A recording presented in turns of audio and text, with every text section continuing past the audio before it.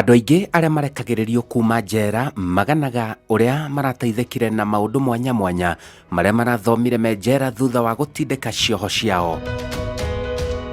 Ĩndĩ nĩ kũrĩ na gĩkundi kĩnene kĩa andũ arĩa mathũraga ũtũũro wa njera kaimana, kuona ona kĩambĩrĩria gũtiarĩ na kĩhoto kĩiganu kĩa gũkorwo me njera kũringana nao. Icera rĩakwa mwena wa Naroko ndĩracemania na njamba ĩno Daniel Sanju. Uyu arakorirwo arĩkia gũtungata kĩoho kĩa mĩaka 13 njera-inĩ ya Rumuruti. Nikasukuma mpaka kule Nakuru prison, nikakaa Mlimani kwa muda wa miaka 5 nikifanya kesi nikiwa rumande. Na nikakuja nikafungwa tena miaka ingine 8, which means nimesafa prison miaka 13. Niliweza kupatana na ofisa, wakanishauri, wakanieleza kwamba kifungo si maisha, si mwisho wa maisha. Niwe na uvumilivu, nitaweza hata na kutoboa ile kifungo. Ukiwa haujafanya kosa lolote lile la kusingiziwa, unakuwa na mawazo nyingi sana. Mũndũ wahandĩte famĩlĩ yake wega atanaingĩra njera arakorire mũtumia wake nginya nĩongereire ciana 2, no kuona rũrĩrĩ rwa Maathai nĩ rũkumĩtie mũno mũciĩ, aratua itua rĩa kũrera ciana icio hamwe na ciana iria tigĩte. Wakati nilipotoka jela, wakati nilipofika bibi yangu hako amerudi kwao. Na wakati aliporudi kwao aliongeza watoto wengine wangapi? 2. Lakini mimi nilimtafuta, nikaenda mpaka kwa wazazi wake, nikauliza fulani yako wapi, nikaambia yuko. Alikuwa amejificha, ni kwa sababu alikuwa anaona kana kwamba kuna kitu anaweza muuliza. Na mimi ndani ya moyo wangu ni wakati nilipotoka nikaelezewa na mama mzazi, mimi kutoka hapo nikaanza kumsamehe. Kwa sababu hata na mimi nilipika hii hesabu, nikaona hii miaka ni mingi, angeweza kuningojea. Na mimi ni kwa sababu ninataka jamii, nikamueleza yeye, mimi nimekusamehe na sitaki kujua baba ya watoto ni nani. Kwa kweli mimi hata baba ya watoto siwajui na hata sitaki kujua. Mimi ndio baba yao na ninawapenda. Wanasoma, wanafaa, wanakula vizuri.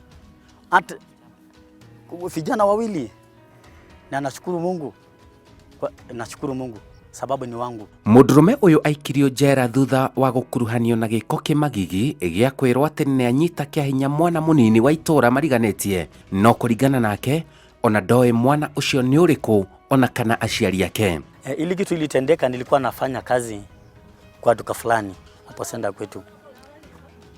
Nilikuwa nauza ya duka, nilikuwa nimeajiriwa 2005. Kitu mwendo ya saa 3 nimestukia gari kutoka Central Nakuru. Mahali mimi nilikuwa ninafanya kazi kulikuwa na maofisa wa serikali. Kulikuwa na AP. Na kutoka mahali ninaishi ni kama kilomita 10 mpaka Naroko police station. Wale hawakuweza kutumia wale maofisa, walienda mpaka Central, wakachukua maofisa huko na nikashikwa na wakanipeleka mpaka kwa Naroko. Wakanipelekea wale maaskari ya mahali pale. Kutoka hapo mimi nilikaa kutoka Jumatatu, Jumanne, Jumatano, Alhamisi nikapelekwa kotini. Niliweza kustakiwa na defilement. Thutha-inĩ nĩokire kũmenya ithe wa mwana ũcio nĩ ũrĩkũ, na ũndũ wa kũmakania ithe wa mwana nĩ aikirio ngono thutha wa kũregana na ũhoro atĩ mwana wake nĩ mũnyite kĩa hinya, no nĩ acokire kũrekererio thutha ũcio. Iko hivi, statement ya police station ya 2005 ikifuatiliwa. Baba msichana aliweza kufuata mpaka Naroko police station kuja kujua ni nini ilikuwa kinaendelea. Ule ni mzee mkongwe kutoka miaka 60 na kwenda juu. 60 tuseme karibu imekaribia 68 hapo. Miaka yake huyo mzee. Yeye alipokuja, mimi nikatolewa hapo nje, aliniletea chai na mkate. Na akaniuliza nini naendelea, na hata nikamuelezea. Nikamwambia hata mimi mzee, mimi sijui. Yeye akaita mke wake na wakakaa naye hapo chini. Na wakaongea. Kutoka na hapo, kesho yake mzee Jumanne alinikuta ndani ya kwamba hata amestakiwa, amemchapa ule mama.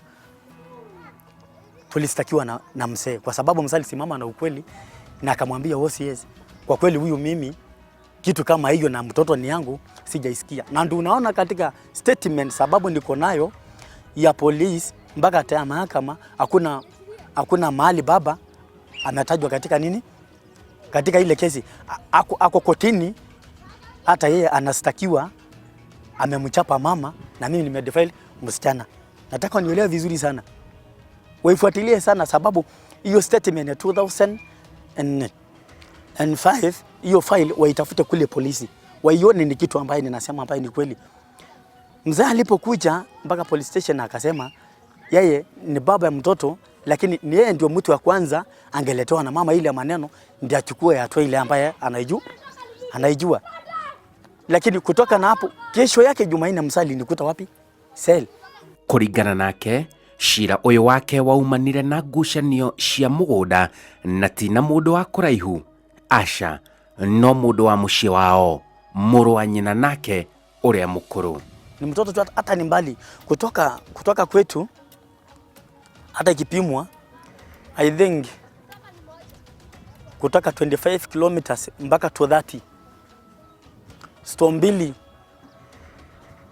Tumauche, Tulikia, Ndefo, Maunaro, Mshwalami, Lepolos, Tutofoti. Hiyo ni different, ambayo hiyo ni kitu ambayo iko mbali sana. Sana. Walichukua hiyo njia ni kwa sababu katika jamii yetu ama kifamilia ninajulikana na watu mpaka hata na chief, mpaka hata na wasee wote ama watu wa sheria.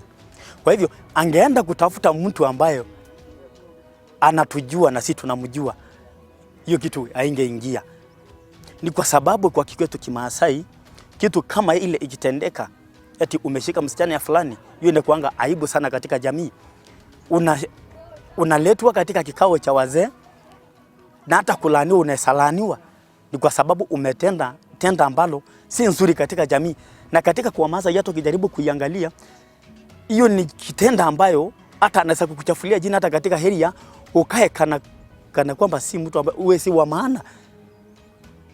Kwa hivyo wamefanya hivyo kwa sababu wamesema watoe mbali, ndio maneno yao isikikane hata mpaka hata na kotini. Kwa sababu niseme hivyo, kwa nini? Ilifanya kesi na koti 3. Koti ya kwanza nilistakiwa naye ni koti 1. Wakaipeleka kesi na koti number 5. Kupeleka kesi na koti number 5, nikaifanya kesi, nikaiona hapa ninaenda kuumia bure, nikainua mkono.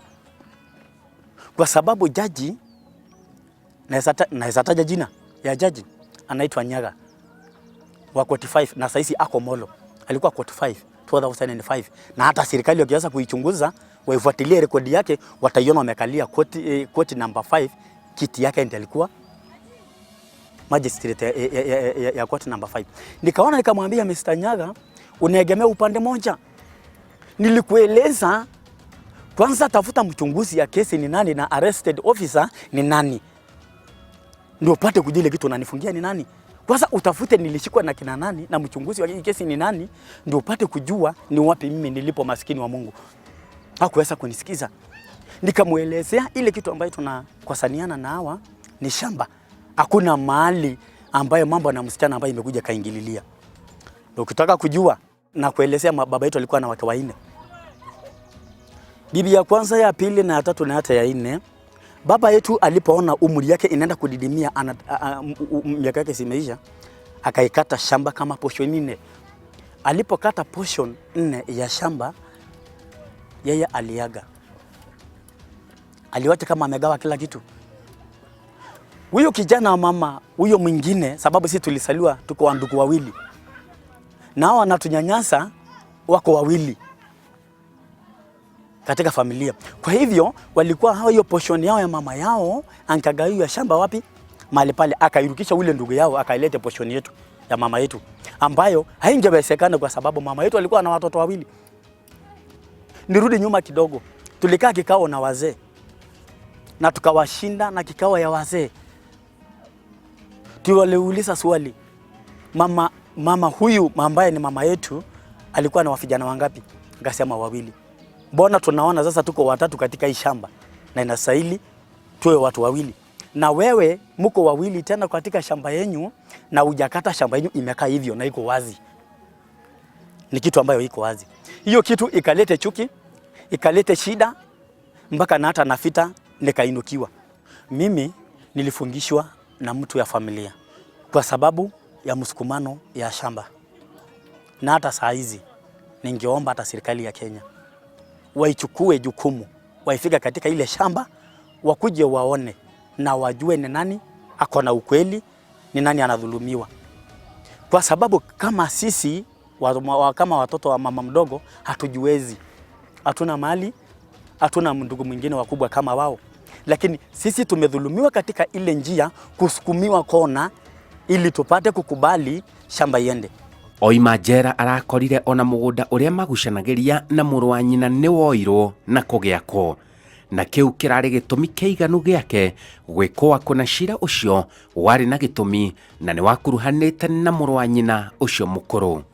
Wakati nilipotoka jela niliweza kufika nyumbani, na kitu ya kwanza kuitazama ni ile shamba. Niliona imegaiwa, kuna mtu anaishi pale. Na chief baada ananiambia urudi uende unitafutie map ya shamba. Na map tayari shamba ni kama tu imeenda, ni kwa sababu ishakatwa. Wenye walikuwa tu wananinyang'anya shamba ni wanifungishe ndio waende nayo, wanaishi mpaka hata wa sahi. Akora mugunda nĩ woirwo, aratua itua rĩa gũteng'erania na kĩhoto gĩake, no ĩndĩ rĩu maũndũ nĩ magarũrũkĩte na rĩu ekorete hatĩka-inĩ nginya kũheo mĩkana na araikara na guoya etereire ũndũ ũngĩ mũnene, ona hihi gũkĩra gũikio njera. Na kwa kweli pale mimi ninakaa na wasiwasi, kwa sababu ya kwanza wamefaulu wakaniweka ndani, Mungu akanihesabu upande wake. Saa hizi kuna watu ambaye hata kusalamiana na mkono hakuna. Mimi kwa kweli hata mlango sawa sijui, hata sinaangaliaje manyumba yao, sababu ninaogopa, kwa sababu hata nikijaribu kuwakaribia ninasekelea jambo kubwa kuliko ile ama niuliwe. Na mimi ile maisha ambaye nimeiona kule ndani, hata rafiki ambaye mtu mimi simjui mzuri sitaki, hata kama yeye ni nani wa kwangu karibu sitaki, kwa sababu pale mimi sijui ile kitu unaenda kufanya. Nataka niwe na rafiki na ule mtu ambaye ninajua huyu ni nani na anafanya kazi gani, kulingana na ile lesson ambaye nimesoma pale ndani. Saa hizi kama ni samani singekuwa ningejua sheria, mimi ningeshindana na wao, lakini mimi nimejua sheria imenifunga mkono, na ndiposa ninatafuta njia ya haki ya utaratibu, ijulikane ni nani muongo, nani yako na ukweli. Saa hizi ninaomba serikali ya Kenya wanisaidie nisirudi jela mara ya pili, nisisingisiwe jambo lingine lolote. Ile muda ambayo nimeitupa, ninaiomba Mungu tu anirejeshe. Sitaki kuitupa tena muda ingine, sina wakati ya kubishana na mtu mimi. Ningeomba tu serikali ya Kenya wanisaidie nipate haki yangu, sifuate miaka yenye ambayo imeenda. Neno la Mungu linasema kwamba miaka iliyokuliwa na nzige na madumadu na kutu tutarudishiwa. Namwambie Mungu wa mbinguni anirudishie. Arauga ndangĩenda gũcama ũtũũro wa njera rĩngĩ na nĩarabatara gũteithio nĩ thirikari na ihenya, na ngucanio icio cia mũgũnda wao ituithanio oro na ihenya. Nimetupa miaka nikaumia kimwili. Familia yangu mahali wangekuwa hapo awali wangekuwa mbali kama singefungwa. Ningekuwa mbele kama wanaume wale wengine, kutoka kwa brother yangu na mpaka kwa huyu mama ambayo hata simjui. Kitu ya kwanza kwa mama, mimi nimekusamea. Hata tukipatana tafuta hata mahali popote ulipo, kwa sababu kitu ya kwanza mimi nimemjua Mungu. Mimi nimekusamea. Ya pili, nimemsamea msichana yake ambaye amesimama mbele ya mahakama na akasema nimemtenda kitendo ambaye ni mbaya. ya unajisi nimemsamea ndani ya vilindi za ndani ya moyo wangu, na hata Mungu anaiangalia. Neno la Mungu katika kitabu cha Mathayo 6 mstari wa 14 inasema tusameane, ili unapoenda unapotoa dhabihu za kuomba mbele za Mwenyezi Mungu uwe moyo wako iko clean. Nimemsamea mpaka hata huyu. Nakuja kwa brother yangu, ni shule alinipeleka huyo, alinipeleka shule, alinitafutia shimo. Kwa kweli naye Mungu akakataa na mimi. Kuna kitu ambaye nimesoma na nimemsamea hata mpaka hata yeye. Kitu ambaye ningeomba serikali ya Kenya nirejeshewe shamba yetu, kwa sababu ni portion 4 imekatwa mara 4. Brother yetu mkubwa amekatia ndugu yake shamba yetu, ili hiyo shamba ile portion nyingine achukue akiwa mzima, isikatwe hata kitu. Kwa hivyo ningeiomba serikali waingililie kati, wakuja waone shamba, waone huyu mtu alikuwa anastahili ako wapi, shamba yenye anaishi ni ya nani. Njĩtagwo Simon Kibe, na ĩyo nĩ tabarĩra ya njera-inĩ citũ. Kwanza wamefaulu, wakaniweka ndani, Mungu akanihesabu upande wake. Saa hizi kuna watu ambao hata kusalamiana na mkono hakuna. Mimi kwa kweli hata mlango sao sijui, hata sinaangalia jamaa nyumba yao, sababu ninaogopa, kwa sababu hata nikijaribu kuwakaribia ninasekelea jambo kubwa kuliko ile ama niuliwe. Na mimi ile maisha ambaye nimeiona kule ndani, hata rafiki ambaye mtu mimi simjui mzuri sitaki, hata kama yeye ni nani wa kwangu karibu sitaki, kwa sababu pale mimi sijui ile kitu unaenda kufanya.